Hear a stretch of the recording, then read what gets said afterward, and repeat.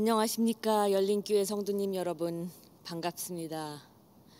몇 달 전 김규현 목사님으로부터 열린교회 여성주일 예배 설교를 부탁한다는 연락을 받았습니다. 코로나 때문에 비대면 예배를 드리는 요즘 얼굴도 모르는 분들에게 어떤 말씀을 나눠야 될까 큰 부담이 됐던 것도 사실이지만 사랑하고 존경하는 친구 목사님의 청이었기에 단번에 그러겠다고 대답을 했습니다. 이 친구 목사님에게는 묘한 매력이 있습니다. 툭툭 던지는 말에도 상대방을 편안하게 해주려는 배려의 마음이 담겨 있고, 무슨 일이 있을 때 다른 사람의 입장에서 헤아려 보려는 몸에 밴 겸손함이 있습니다. 그래서 목사님의 주변에는 항상 다양한 사람들이 있지요. 아마 김규현 목사님의 다양한 분들을 아우르는 탁월한 능력의 열매가 아닌가 싶습니다. 얼굴을 마주 뵙고 함께 예배를 드렸더라면 더 좋았겠지만 오늘은 이렇게 아쉽게나마 만나고 다음에 형편이 허락할 때 함께 따뜻한 커피라도 한 잔 나눌 수 있는 날이 오기를 기대합니다. 그런 기대의 마음으로 열린교회 여성분들의 시선으로 오늘 본문 사마리아 여인의 삶을 함께 들여다보고자 합니다. 이 사마리아 여인, 그리 녹록지 않은 인생을 살아왔습니다. 그 동네 사람이라면 모르는 사람이 없을 정도로 기구한 인생으로 유명했지요. 어려운 일을 자꾸 겪다 보니 사람들의 이목을 끌게 되었고, 그런 일이 자꾸 반복되다 보니 이제는 대인기피증까지 생겼습니다.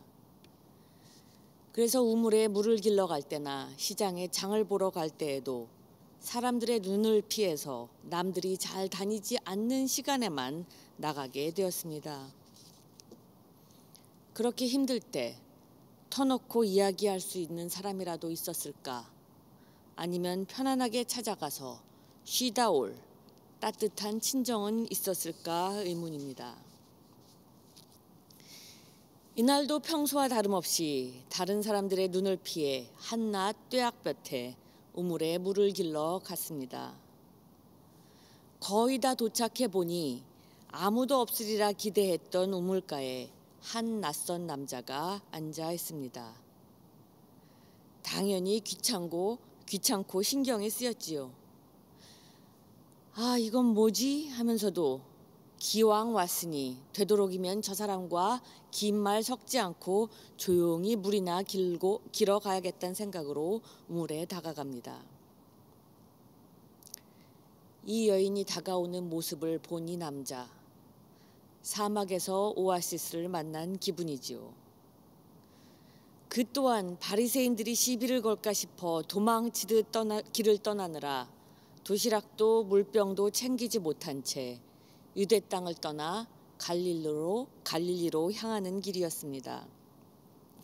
이미 별로 쉬지도 못하고 60마일이나 걸어왔고 앞으로도 40마일은 넉넉히 더 가야 되는데 이미 몸은 지쳤고 발에는 물집이 잡혔고 배는 고팠습니다.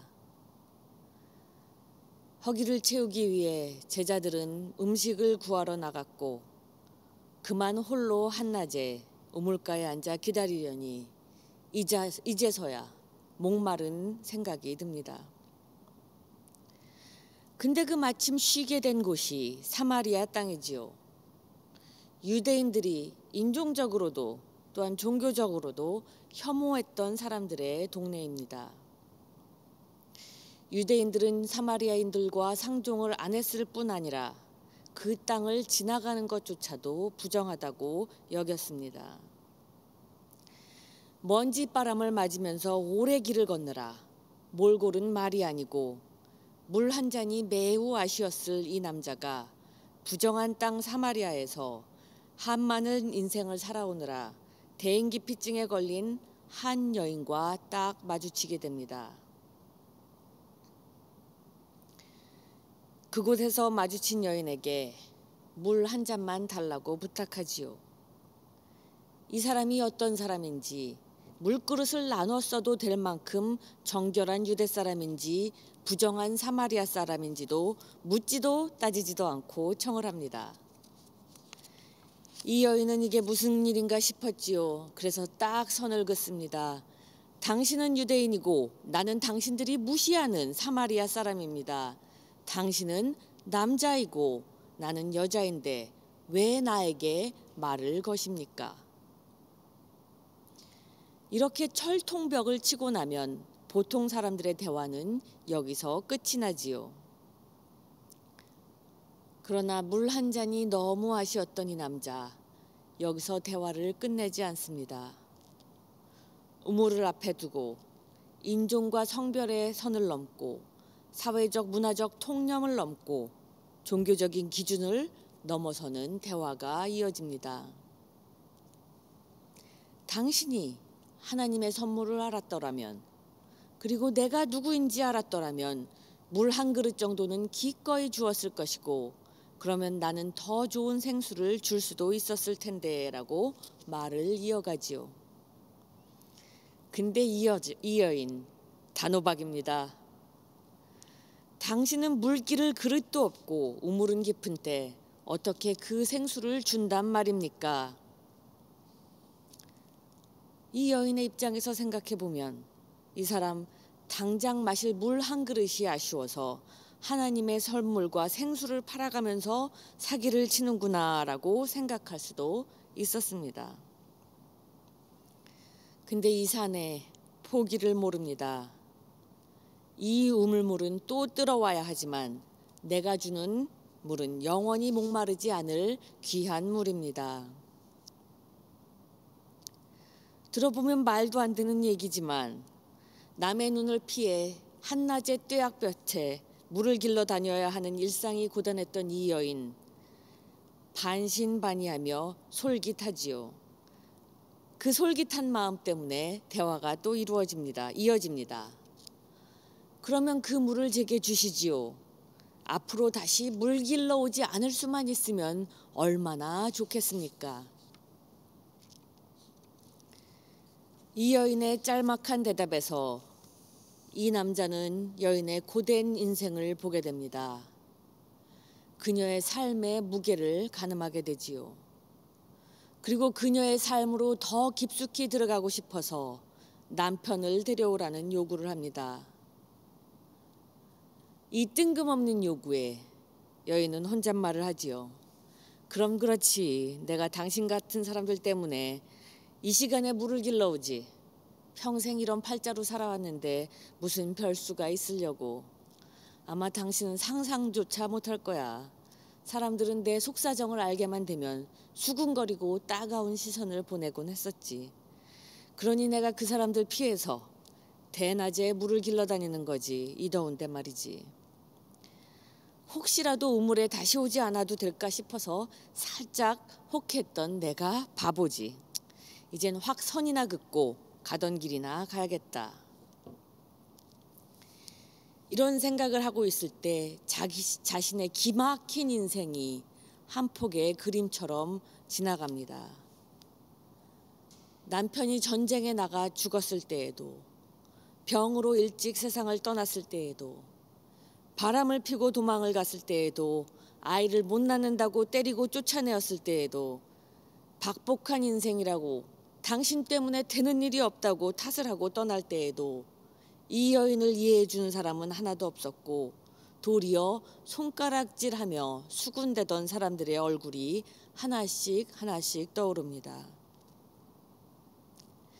이 여자 팔자 센 여자라고 소문이 나서 어떤 사람도 결혼하고 싶어 하지를 않았습니다. 같이 사는 그 남자조차도 내가 이 고생을 해서 물을 길어다가 밥을 해주는데도 불구하고 함께 결혼해서 살기는 꺼려한다는 기억이 나니 울컥해집니다. 이런 연유로 세상과는 담을 치고 살아온 외로운 운명과 언제부터인지 모르겠지만 차라리 남편이 없다고 말하는 편이 더 편했던 기억이 납니다. 그 나이에 혼자 사는 것도 자랑은 아니었지만 결혼을 5번 했다고 얘기하는 것보다는 훨씬 더 쉬웠더랬지요.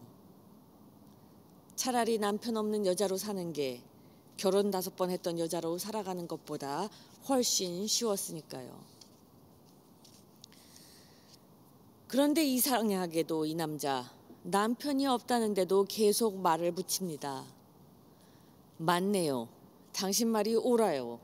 전에는 남편이 5이나 있었고 지금 같이 사는 사람도 남편이 아니니 당신 말이 맞습니다. 벌써 동네에 들어와 소문을 들은 건지 아니면 자신의 속을 꿰뚫어보는 신통력을 가지고 있는 건지는 모르겠지만 이 사람 내 사정을 다 알면서도 나를 보는 눈빛이 다릅니다. 나를 대하는 태도가 남다릅니다. 왜 결혼은 5번이나 했었는지, 지금 살고 있는 남자랑은 왜 결혼을 안 했는지 묻지도 따지지도 않고 동정하는 눈빛이나 따가운 시선도 없이 그 말이 맞다고 인정해주는 이 사람의 태도가 이 여인의 마음을 녹입니다. 그저 옳다고 해주는 이 사람의 편견 없는 태도에 꽁꽁 얼어붙었던, 꽁꽁 잠가두었던 마음의 빗장이 열리며 이 사람이 궁금해집니다.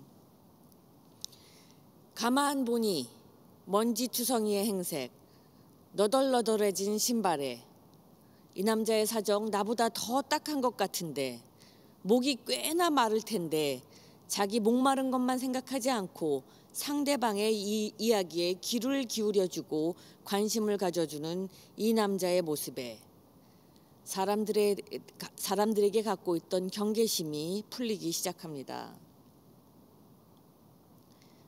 그의 관심과 열린 마음이 이 여인의 긴장을 풀어주고 움츠려들었던 그녀의 속사람을 펴줍니다.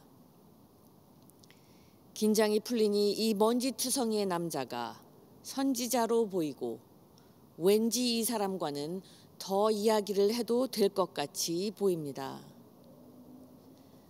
저는 왠지 이 순간에 딱 이 시점에 이 여인이 그 남자에게 물을 한 잔 건넸을 것 같습니다.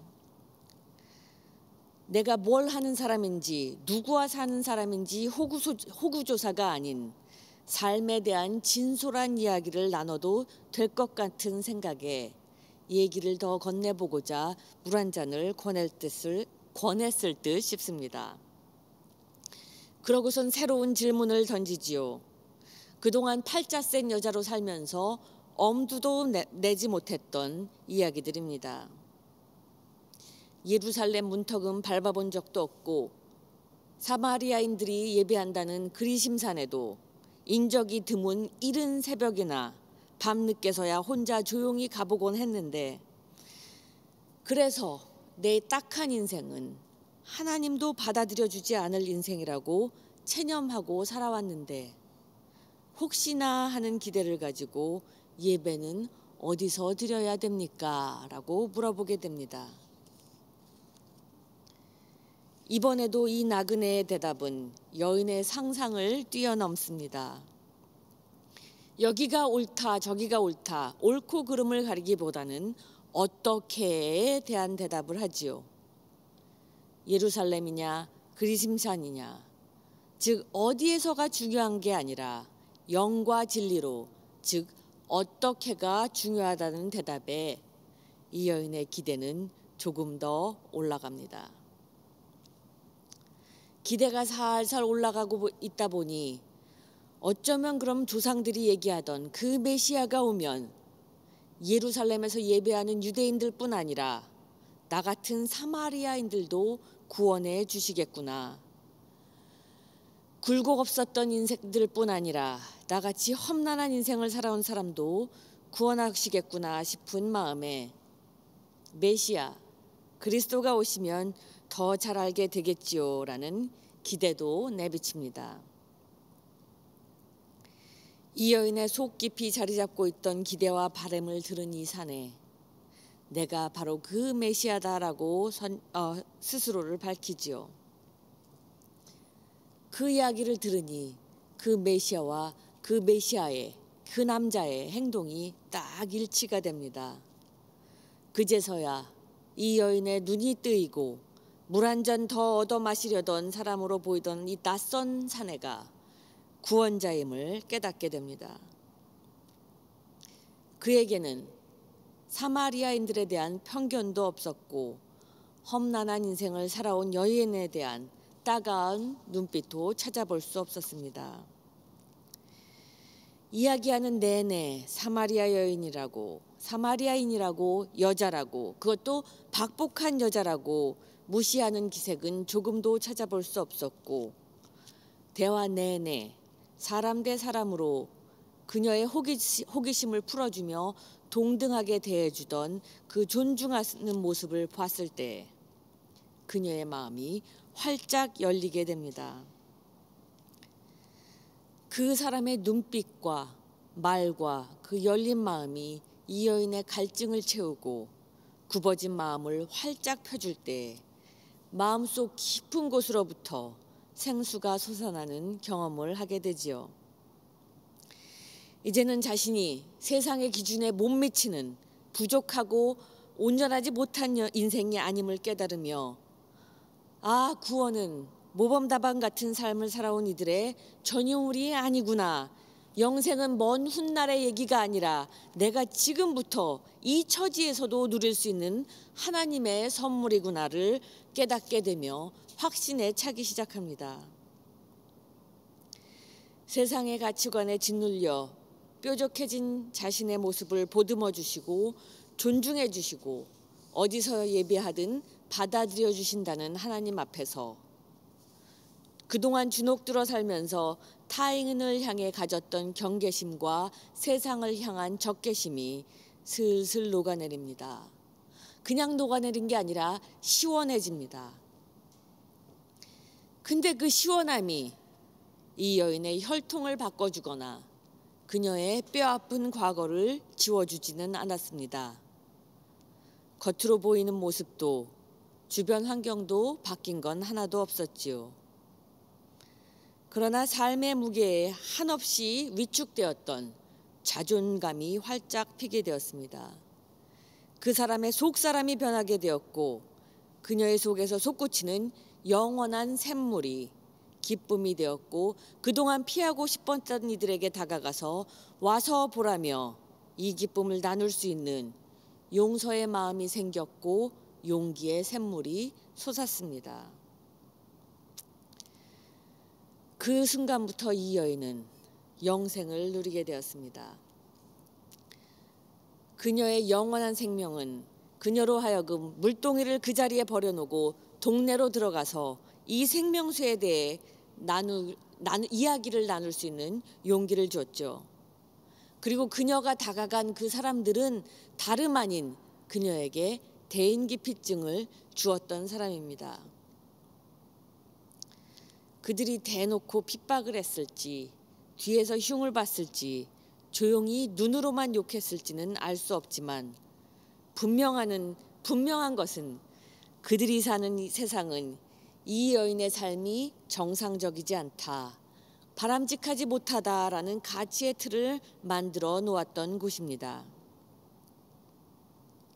이 여인이 어려운 삶을 겪는 동안 아무도 그 틀에 대해서 질문을 던지거나 도전했던 사람도 없었고 바꿀 생각은 조금도 없었던 굳은 통념이었습니다. 우리가 살아가는 세상은 그들이 살았던 세상과 크게 달라지지 않았습니다. 그리고 우리 세상의 틀 안에는 정상과 비정상, 가진 자와 못 가진 자, 남자와 여자, 윗사람과 아랫사람, 어른과 아이 등 사람 간의 위아래의 서열이 분명합니다. 또한 세상의 일에는 시시비비를 가리고 옳고 그름을 판단하는 데 익숙해져 있습니다. 그리고 그러한 세상의 풍조에 맞춰 신앙생활을 하는 우리에게는 같은 틀이 우리 안에 있습니다. 무엇이 평범하고 정상적인지 단정짓는 판단하는 삶을 또한 살아가지요. 그리고 영원히 샘솟는 물은 항상 보다 높은 곳에서 낮은 곳으로, 깊은 곳에서 얕은 곳으로, 그리고 가장 거룩해 보이는 곳에서 그렇지 않은 곳으로 흐른다고 생각합니다. 우리도 또한 코로나 이전에는 교회에서만 구원을 찾으려고 했지요. 우리와 똑같은 모습으로 인간으로 예루살렘 밖에서 살아내신 예수님의 삶보다는 십자가를 지고 죽음을 이기신 하나님의 아들 그리스도, 그의 승리와 구원의 능력을 더 바라보고 싶어 했습니다. 주를 앙모하는 자들은 늘 올라가야만 했고, 역경을 뚫고라도 올라가서 승리하는 삶을 살고자만 했습니다. 그리고 점점 더 올라가서 더 큰 영향력을 갖고 더 큰 일을 하라고 자녀들을 가르쳐 왔습니다. 그러나 영원히 샘솟는 샘물은 위에서 아래로만 흐르지 않습니다. 구원은 예루살렘이나 그리심산에서만 이루어지지도 않았습니다. 영원히 마르지 않는 샘물은 서로 아쉬웠던 두 사람의 뜻밖의 만남에서, 그리고 그들의 어색한 대화에서 시작되었습니다. 그리고 이 여인은 그 달갑지 않았던 만남에서 망설이면서 물을 한 잔 건네다가 도리어 더 깊은 샘물을 만나게 되었습니다. 이 여인은 그 샘물을 만나 역경을 이겨낸 것이 아니라 도리어 역경을 품고 다스리며 아우르고 사는 지혜와 평강이 생겼습니다. 예수님의 십자가가 우리에게 의미 있는 이유는 그가 몸을 입고 이 땅에 내려오셔서 우리와 똑같은 희로애락을 나누셨기 때문입니다. 그 삶 속에서 우리와 공감하시며 일상에서 만나는 사람들과 나눴던 소소한 대화에서 편견 없는 눈빛으로 세상이 틀렸다고 얘기하는 사람들에게까지 다가가서 옳다, 내 말이 맞다, 잘하고 있다 하시며 있는 그대로 인정해 주셨던 포용의 마음 때문이 아니었을까 생각해 봅니다. 모든 사람을 넉넉히 품으시는 예수님의 마음은 십자가까지 갑니다. 십자가에서 세상의 훌륭한 사람들, 존경받는 사람들, 세상이 인정해 주는 사람들뿐 아니라 우리와 같이 흠이 있고 상처가 있고 과거가 있는 사람들을, 모든 사람을 위해 피를 흘리심으로써 구원을, 또한 영원한 샘물을 모든 사람들에게 골고루 나누어 주셨습니다. 인종과 성별의 차이, 세상의 관습을 뛰어넘는 삶으로 사마리아 여인과 대화를 나누셨던 인간 예수의 만남은 그녀 한 사람의 삶만 변화시킨 것이 아니라 그녀의 증거를 통해, 그녀의 기쁨을 통해, 그녀의 용기를 통해 그녀가 사는 세상을 변화시키셨습니다.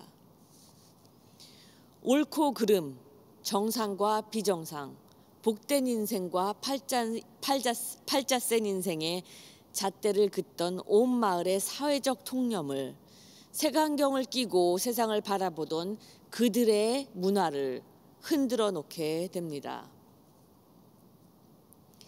이 사마리아 여인이야말로 그 어떤 제자들보다 먼저 예수를 증거한 진정한 제자였고 세상의 틀을 깬 첫 번째 제자가 되었습니다.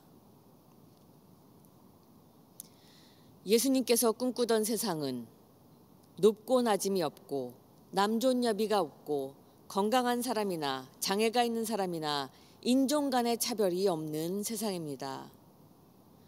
하늘을 우러러 한 점 부끄러울 것 없이 살아온 사람이나 그 누구에게도 떳떳할 수 없는 인생이나 어른이나 아이 할 것 없이 우리가 하나님께 가까이 거룩한 모습으로 다가가지 못할 때에도 우리의 삶에 찾아오셔서 우리에게 먼저 다가와 주시는 사랑으로 영원한 생명의 샘물을 우리에게 보내주셨습니다.